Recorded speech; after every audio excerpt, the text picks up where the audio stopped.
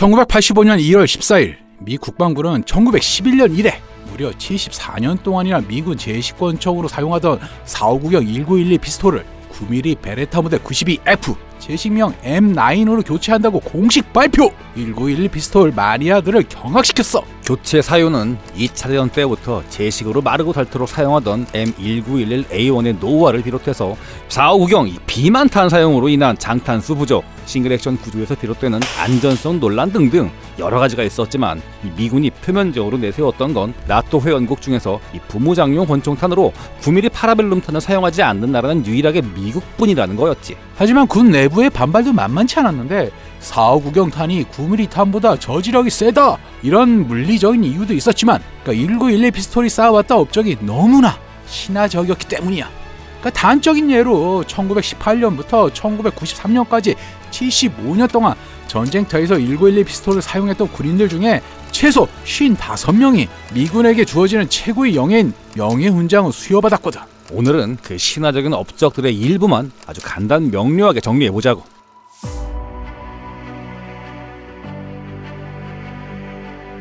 (1911) 피스톨로 최초의 명예훈장을 받은 인물은 제27 보병사단 105연대 소속 윌리엄 터너 소유였어. 1차 대전이 한창이던 1918년 9월 27일 독일군과 야간전이 벌어졌는데 갑자기 기관총 소리와 함께 부하들이 쓸려나가기 시작한 거야. 당황한 소대원들이 패닉에 빠져서 허둥대는 동안 터너는 사태를 파악한 다음 한 손에 1911을 부여쥐고 단독으로 적진을 향해 돌격! 독일군 기관총 진지를 쑥대밭으로 만들어버렸어. 그리고 곧바로 20m쯤 떨어진 다른 기관총 진지로 달려가서 독일군 기관총 사수를 하나 쓰러뜨렸는데 용기 백배한 부하들이 뒤따라와서 나머지 잔당들을 소탕했지. 이때부터 터너는 소대원들과 혼연일체가 돼서 본격적인 참호 돌파를 시도했는데 안타깝게도 독일군 지원 병력이 투입되면서 수세에 몰리기 시작했어. 부하들이 하나 둘 쓰러져 가고 터너도 여러 발의 총상을 입었지만 탄이 바닥날 때까지 1911의 방아쇠를 당겼어. 아이고야. 결국 탄이 떨어져서 착검 돌격으로 백변정원을 벌이다가 몰려든 독일군에게 포위돼서 장렬하게 전사했지. 사후에 명예훈장을 수여받은 분이구만. 명예훈장 받은 분들의 절반 이상이 그럴걸? 살아서 명예훈장을 받은 분들도 계시는데 그 대표적인 인물이 엘빈 요크야. 1918년 10월 8일 엘빈 요크 상병은 이 분대원들과 함께 능숙하게 독일군 기관총 진지들을 하나하나 소탕해가고 있었어. 그런데 살짝 방심을 했는지 이 MG08의 화망에 휩쓸려 분대장 포함 6명이 사망하고 이 3명이 큰 부상을 당하는 사태가 벌어지지. 이에 분노한 요크는 살아남은 동료들에게 뒷일을 맡기고 단독으로 독일군 기관총 진지 쪽으로 이동한 다음 M1917 엠필드 볼트 액션 라이플로 이 독일군들을 하나씩 핀포인트 저격으로 잡아냈어. 결국 견디다 못한 독일군 6명이 동시에 달려들었는데 이 요크는 전혀 당황하지 않고 핸드캐논 M1911을 꺼내들어 한 발에 한 명씩 침착하게 쓰러뜨렸지. 결국 인근에 있던 모든 독일군 병사들이 이 백기투항을 했는데 요크가 생포한 독일군 수가 무려 132명이나 됐어. 이게 말이 돼? 포로들을 접수한 요크의 상관도 기가 막혀서 질문을 했지. 대체 저놈들을 어떻게 항복시켰나? 보위에서 항복시켰습니다. 혼자서 이게 132명을 포위했다고? 그렇지. 이후 이 엘벤 요크는 병장으로 진급하고 당시 미국 원정군 사령관이었던 퍼싱 장군으로부터 직접 명예훈장을 수여받았을 뿐만 아니라 프랑스, 영국, 이탈리아에서도 이 앞다퉈 훈장을 수여! 대략 한 50개쯤 되는 훈장을 수여받았지.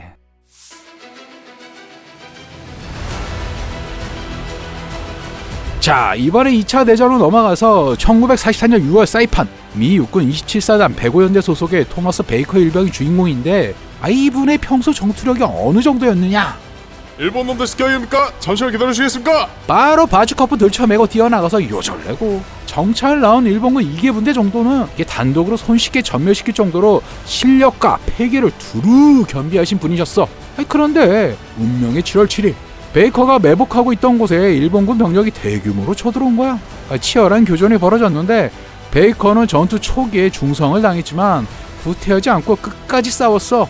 결국 탄이 떨어지는 바람에 동료 하나가 베이커를 억지로 구축해서 끌고 나가다가 동료가 총에 맞아 쓰러진 거야. 이거 눈알이 뒤집혔겠네. 상황 파악을 끝낸 베이커는 동료들에게 침착하게 말했지. 뒤는 저한테 맡기고 다들 후퇴하십시오. 대신 부탁이 있는데 꽉 채운 1911 하나만 부탁드리겠습니다. 그러니까 며칠 후 베이커의 동료들이 그 자리에 돌아와서 발견한 건 빈 총을 쥔 채 눈을 감은 베이커와 일본군 사체 8구였어. 탄창에 7발, 약실에 1발? 8발로 8명을 사살하고 전사한 거지. 영화 라이언 일병 구하기에서 이 톰 행크스 형님이 M1911A1으로 티거 때려잡은 거 기억나지? 에이, M1911A1이 아니라 머스탱이 잡은 거잖아. 그런데 M1911A1으로 이 야크트 판터를 물리친 일이 실제로 있었어. 아 진짜? 미군 제1보병사단 제26보병연대 소속 이 헨리 워너 상병이 그 주인공이야. 벌지 전투가 한창이던 1944년 12월 20일 57mm 이 대전차포 사수였던 워너는 2대의 야크트 판터를 대파시키고 이 뒤따르던 3번째 야크트 판터를 박살낼 차례였는데 이 갑자기 전차포가 말을 안 듣네. 어이구야. 뭐 어떻게든 고쳐보려고 버둥대는 와중에 이 야크트 판터가 코앞까지 다가와서 일단 몸을 숨겼어. 바로 그때 이 시야 확보가 안 됐는지 야크트 판터가 멈추더니 해치가 열리고 이 전투장이 고개를 쑥 내밀었는데 이 전투장과의 워너의 시선이 딱 마주친 거야. 누가 만족할 것도 없이 서로 권총을 뽑아 들었는데 워너의 M1911A1이 조금 더 빨랐어. 전투장을 잃은 야크트 판터는 그대로 역주행 꽁무니 빠지게 도망갔지. 이래서 부무장이 중요하다니까. 워너 상병은 살아서 이게 명예훈장을 받았겠네. 바로 다음날 이 독일군의 대대적인 반격이 시작됐는데 뿌연 안개 속에서 모습을 드러낸 건 4호 전차였어. 아이고야. 아니 그놈은 시계가 훨씬 좋은데. 적을 확인한 워너는 곧바로 57mm 전차포를 발사해서 이 치명타를 입히는 데 성공했지만 거의 동시에 이 4호 전차에서 발사된 기관 총탄의 중상을 입었어. 어이구야. 워너는 이 불바다가 뒤집어쓰고 후퇴하는 4호 전차를 향해 이 차탄을 발사해서 기어코 격파하는 데 성공했지만 결국 과다출혈로 사망하고 말았지.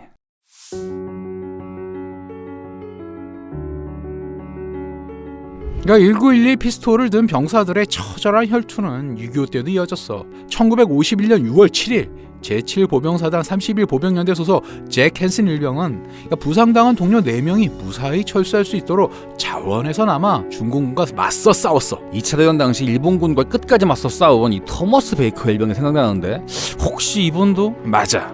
나중에 소대원들이 그의 시신을 발견했는데 오른손에 8발 다 쏘고 슬라이드 후퇴 고정된 M1911A1이 그리고 왼손엔 피로 물든 마체테가 들려 있었어.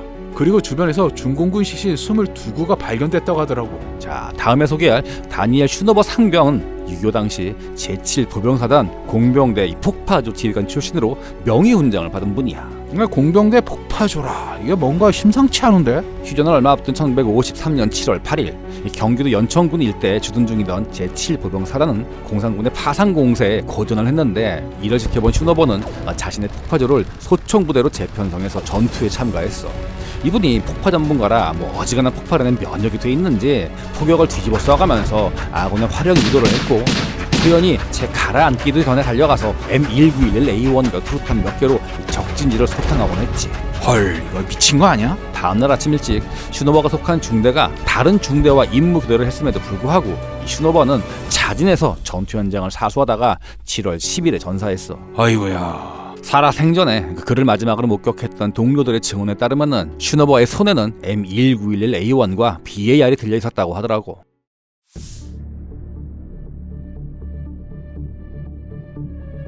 그러니까 미군의 제식 소총이 M1917 엠필드 라이플, M1 게런드 그리고 M14를 거쳐 M16으로 진화하는 와중에도 1911 피스톨은 제식 권총 자리를 굳건히 지켰는데 심지어 베트남전에선 1911 피스톨이 주무장 자리를 꿰차기도 했어. 땅굴 소탕할 때 말이지. 맞아. 근데 딱 보기에도 위험하지 않아? 땅굴 속에 뭔 부비 트랩이 설치돼 있을 줄 알고 이 손전등에 권총 하나 딸랑 들려가지고 땅굴 속으로 투입했대. 이 폭발 못 터졌다 하면은 그대로 사망이잖아. 폭발물 외에도 쥐, 거미, 정갈, 개미, 뱀도 수두룩했어. 그리고 베트공들이 독가스까지 뿌려대서 방독면 착용이 필수였는데 방독면을 쓰면 비좁은 땅굴 속에서 호흡하는 것 자체가 어렵고 시야도 가려져서 땅굴에 투입되는 병사들 대부분이 권총에 손정등만 들고 땅굴 수색을 했다고 하더라고. 믿을 거는 M1911A1 한 자루뿐이었다는 거네. 아니 근데 땅굴 투입병들을 M1912A1보다 M1917 리볼버를 더 선호했어. 왜? 땅굴이 워낙 비좁아서 신장 165cm 이하인 병사들만 투입이 가능했는데 아니 그런 분들이 쓰기엔 1911 피스톨은 너무 무겁고 반동도 감당하기 어려웠거든. 아, 그랬겠네. 물론 신체 조건만 맞으면 1912 피스톨은 핸드캐논다운 위용을 유감없이 발휘했는데 베트남전 당시 1912 피스톨로 영화보다 더 영화 같은 활약을 한 인물이 있어. 누군데? 전차 운전병 드와이트 존슨이 바로 그 주인공이야. 1968년 1월 전차 운전병이었던 존슨은 북베트남군과 치열하게 교전 중인 동료들을 지원하기 위해 패튼 전차를 몰고 교전 지역으로 출발했어. 그런데 교전 지역에 도착하자마자 트랙이 벗겨진 거야. 아이고, 뭐 이빨 빠진 호랑이가 됐겠네. 북베트남군이 몰려오는 걸 확인한 존슨은 곧바로 하차해서 M1911A1으로 적군 여럿을 순식간에 쓰러뜨렸어. 그러자 엄청난 양의 대전차 로켓과 기관 총탄이 날아들기 시작했는데 안 되겠다 싶었는지 존슨은 전차 안으로 들어와서 M3 그리스건을 꺼내왔어. 아이고. 그리고 이번에도 적군 수십 명을 쓰러뜨렸는데 탄이 떨어졌네. 그래서 기관 난총을 몽둥이 삼아 몰려드는 적들에게 절퇴를 가했지. 완전 메이슨이었다니까. 이게 뭐 그리스건을 그게 가능해? 주변이 어느 정도 정리되자 존슨은 피격당한 소대장 전차로 뛰어 올라가서 부상당한 탄약수를 끄집어낸 다음 장갑차에 태워 후방으로 실어보냈어. 그리고 다시 소대장 전차로 돌아와서 탄약수 노릇을 하며 전투에 참가했는데 이번엔 장전장치가 고장이 났네. 그래가지고 또 다시 내려서 M1911A1으로 북베트남군 몇 명을 또 쓰러뜨렸지. 그런데 이번엔 M1911A1마저 탈이 바닥난 거야. 환장하겠네.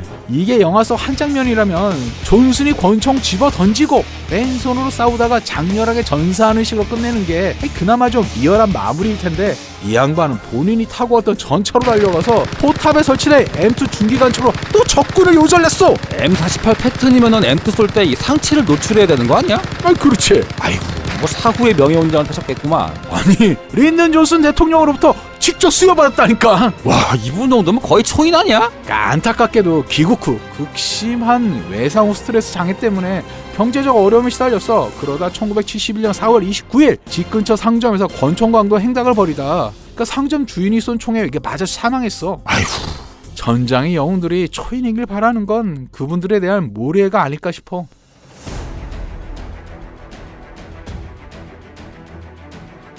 세월이 흘러 M1911A1이 M9한테 미군 제시권총 자리를 넘겨준 뒤에도 이 특수부대만큼은 459경 1911을 버리지 않았다는 점을 우리는 주목해야 돼. 영화 블랙호크 다운을 통해 잘 알려진 모가디슈 전투 당시 델타포스 소속 게리 고든과 랜디 슈가트가 추락한 전우를 살리기 위해 전장 한복판에 뛰어들어 M1911A1으로 끝까지 항전하다가 사후에 명예훈장으로 수여받았지. 당시 이 패닉에 빠졌던 동료들을 사지에서 이끌었던 폴 하우도 M1911A1을 부무장으로 사용하며 델타포스의 창설자이자 장인어른인 이 찰스 베크위스를 흡족하게 했지.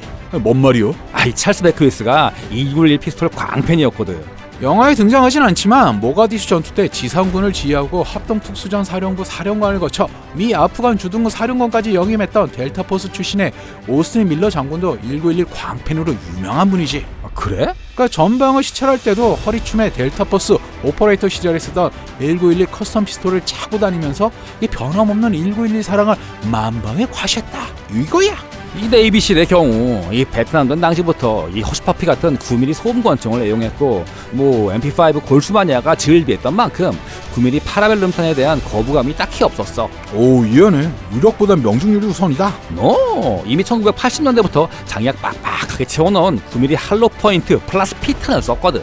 이게 459경 풀메탈 재킷탄보다 저지력이 더 세? 하여튼 그쪽 분들은 예전부터 좀 삐까했구만. 그럼에도 불구하고 M9만큼은 극혐했어. 굳이 이게 넣지 말라는 플러스 피탄 넣어서 M9 시험 테스트하다 슬라이드 두 동강 내고 이탈리아 쇠 맛을 안면으로 느껴버렸으니 예뻐할래야 예뻐할 수가 없지. 어쨌거나 이 네이비실도 459경 구정 자동 권총 중에선 거의 뭐 끝판 대장격인 마크 23까지 만들어냈고 마크 23도 따지고 보면은 1911에서 2종 교배된 물건이니까 1911 피스톨에 대한 애정이 뭐 전혀 없다고는 말할 수 없지. 사실 1911 피스톨에 누구보다 진심이었던 팀은 따로 있어. 누구? 보스리콘? 그 친구들이야말은 언제든 술 한잔하지. 그 자존심 강한 네이비슬조차 깍듯이 대우했던 미 해병대 최정예 포스리콘. 이분들은 목에 칼이 들어와도 M9 따위는 쓸 수 없다고 판단 M-NEW 피스톨이란 걸 만들었었잖아. 그 짠내 풀풀 나는 물건. 그 아무리 해병대 예산이 짜다고 해도 그렇지 어떻게 1940년대에 만든 M1911A1 프레임에 1912 서드 파티 옵션 덕지덕지 갖다 붙여서 총을 만드나? 그럼에도 불구하고 성능이나 내구성 면에서 이 좋은 평가를 받았으니 1911 피스톨의 타고난 유전자 자체가 뛰어난다는 걸 짐작할 수 있지. 아 근데 지금은 왜 이 지경이 됐어? 뭔 말이요? 1차 대전을 시작으로 모가디슈 전투까지 1911 피스톨로 명예훈장을 받은 군인들이 수두룩하고 이후에도 육군, 해군, 해병대의 최정예 특수부대들이 1911 피스톨을 고집스레 사용했을 정도로 이게 신뢰받는 총이었는데 아니 왜 이제 와서 1911 피스톨이 탄 걸림 심하다고 이게 쌍욕을 먹고 있느냐 이거야. 1911 피스톨로 사람을 쏠 땐 문제가 없었어. 그런데 종이 타겟을 쏘기 시작하면서부터 문제가 생기기 시작했지.